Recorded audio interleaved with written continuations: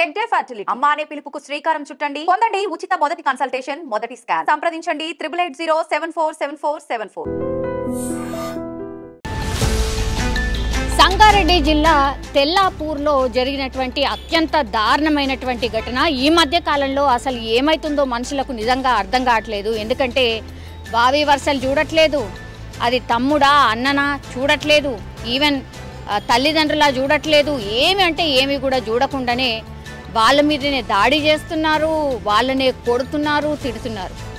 అట్లాంటిది ఎక్కడ కూడా కనీసం అంటే కనీసం ఆలోచించకుండా ఎవరైతే నవమాసాలు మోసి పెంచి ఇంత పెద్దగా చేసినటువంటి తల్లినే చంపేశారు అని అంటే దీన్ని బట్టి అర్థం చేసుకోవచ్చు ఎంత భయంకరమైన పరిస్థితుల్లో మనం ఉంటున్నాం, మన పరిసరాలు ఉంటున్నాయి అనేది కూడా ఇట్లాంటి ఇన్సిడెంట్స్ చూసినప్పుడు ఆర్ చదివినప్పుడు మనకైతే అర్థమవుతోంది. యాక్చువల్లీ కన్న తల్లిని ఒక కొడుకు చంపేసిన పరిస్థితి, అది ఆస్తికి సంబంధించిన విషయంలో దట్టు.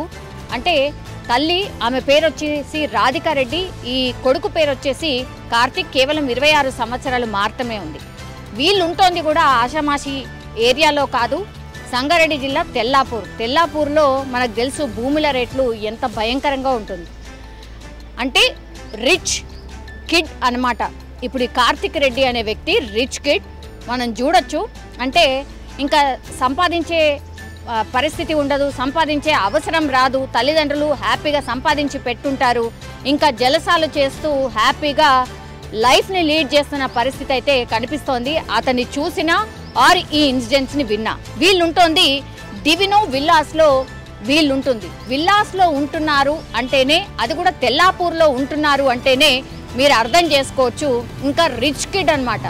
సో అలా తల్లిదండ్రులు సంపాదించిన ఆస్తిపాస్తి ఉండుంటుంది, కానీ తల్లి కావచ్చు తండ్రి కావచ్చు వాళ్ళు ఇట్లా జులాయిగా జల్సాగా తిరిగితే నడవదు, నువ్వేదో ఒకటి చేయాల్సిందే, బిజినెస్ ఉంటే బిజినెస్, ఇంకేదో ఉంటే ఇంకేదో, ఏదో ఒకటి పని చేయాల్సిందే, ఇట్లా నడవదు అని డెఫినెట్లీ ఆయనకు చెప్పుంటారు, వారించి ఉంటారు. ఇది ఎంతకాలం నుంచి నడుస్తుందో ఏంటో తెలియదు, కానీ పూర్తిగా ఈ కార్తిక్ రెడ్డి అనే వ్యక్తి మాత్రం తాగుడికి బానిస అయిపోయిన పరిస్థితి. నేను ఇంతకుముందు చెప్పినట్టుగా జల్సాలు అవి ఇంకా కూడా నాకు తెలిసైతే ఏ గాంజానో లేకపోతే ఇట్లాంటివి కూడా డెఫినెట్లీ అలవాటు ఉండే ఉంటుంది. అండ్ పని పాట ఏం చెయ్యకుండా కేవలం తాగుడికి బానిస అయిపోయి వాళ్ళున్నటువంటి విలాస్ ఆర్ వాళ్ళున్నటువంటి సర్కిల్లో పూర్తిగా డబ్బులు ఖర్చు పెట్టడం అండ్ జులాయిగా తిరగడం, ఇది నచ్చక వాళ్ళ తల్లిదండ్రులు వారించే ప్రయత్నం చేశారట. అండ్ తాగుడికి పూర్తిగా బానిస అయిపోయి ఇది మానుకో అన్నటువంటి విషయాన్ని కూడా చెప్పడం. ఆ తర్వాత మరి తల్లిదండ్రులు కోపంతో డెఫినెట్లీ వాళ్ళ పిల్లల్ని కొంత డిసిప్లిన్గా తీసుకోవాలన్న మాట చెప్పడానికి కొంత కర్కశంగానే వ్యవహరిస్తారు. వాళ్ళు కూడా అదే చెప్పారట, మేము ఆస్తిలో నీకు చిల్లు గవ్వ ఇవ్వం, నువ్వేం చేసుకుంటావో చేసుకో, ఈ తాగుడంతా మానేస్తే కానీ నేను మీకు ఆస్తిపాస్తులు ఇవ్వం అనే మాట చెప్పారట. సో దీంతో మరి ఎంతకాలంగా నడుస్తుందో ఏంటో తెలీదు. పోలీసుల ఇన్వెస్టిగేషన్లో తేలే అవకాశం అయితే కనిపిస్తోంది. కానీ ఇట్లనే పెద్ద ఎత్తున గొడవ జరిగింది.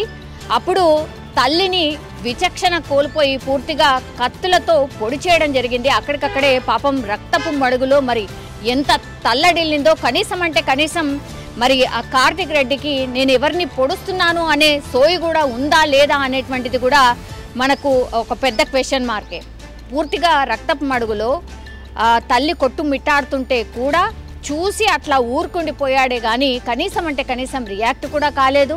ఆ తర్వాత ఆమెను దగ్గరలో ఉన్నటువంటి హాస్పిటల్కి కానీ ఇంకేదన్నా చేసే ప్రయత్నం కూడా చేయలేదు. గట్టిగా అరవడంతో చుట్టుపక్కల వాళ్ళు రావడం చూడడం, ఆ తర్వాత పోలీసులకు ఇన్ఫర్మేషన్ ఇవ్వడం, ఇన్ఫర్మేషన్ ఇస్తే పోలీసులు రంగంలోకి దిగి అసలు ఏం జరిగింది ఏంటి అని తెలుసుకున్నప్పుడు పూర్తిగా కార్తిక్ రెడ్డి అనే వ్యక్తి వాళ్ళ మమ్మీని రాధికారెడ్డిని విచక్షణ కోల్పోయి పూర్తిగా కత్తులతో దాడి చేసి ఎన్ని కత్తిపోట్లు పొడిచాడో చెప్పే వీలు లేకుండా అంత దారుణంగా హత్య చేసిన పరిస్థితి. ఒకటే ఒక రీజన్, అదే నువ్వు ఇట్లా జులాయిగా తిరగడం మానేసాయి, తాగుడు బంద్ చేసాయి, అయితేనే నీకు ఆస్తిలో ఎంతో కొంత ఇస్తాం, లేకపోతే ఇచ్చేది లేదు అనేటువంటి మాట చెప్పడంతోనే పూర్తిగా కోపంతో రగిలిపోయి కార్తిక్ రెడ్డి వాళ్ళ అమ్మనే చంపేసే ప్రయత్నం చేసిండు. అట్లనే అక్కడికక్కడే స్పాట్లోనే రాధికారెడ్డి అంటే కార్తిక్ పొడిచిన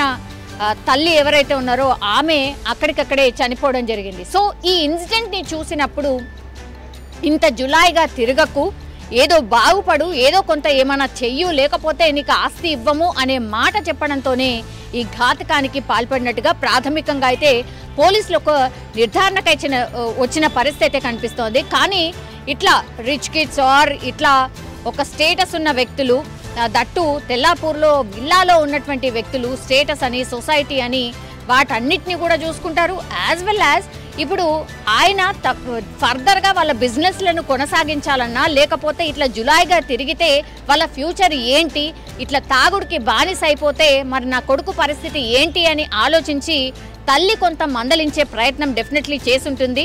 ఎందుకంటే కేవలం 26 సంవత్సరాలు మాత్రమే ఉన్నాయి కాబట్టి తెలిసి తెలియనటువంటి ఏజ్ దగ్గర నుంచి కూడా నాకు తెలిసి అంటే మనకు అర్థమవుతుంది ఏంటి అని అంటే డెఫినెట్లీ ఈ తాగుడికి బానిస అయిపోయి ఇంకా తల్లిదండ్రుల మాటను కూడా వినే పరిస్థితి లేకుండా పోయింది. అందుకే ఆ కనీస విచక్షణ కోల్పోయి తల్లినే పొడి చేశాడు అంటేనే ఈ ఇన్సిడెంట్ని అర్థం చేసుకోవచ్చు. క్లియర్ కట్గా కార్తిక్ రెడ్డి ఆ తల్లిని పొడి చేయడం జరిగింది. ఇప్పుడు పోలీసులు కేసు అయితే టేకప్ చేసి దర్యాప్తు అయితే చేస్తున్న పరిస్థితి అయితే కనిపిస్తోంది.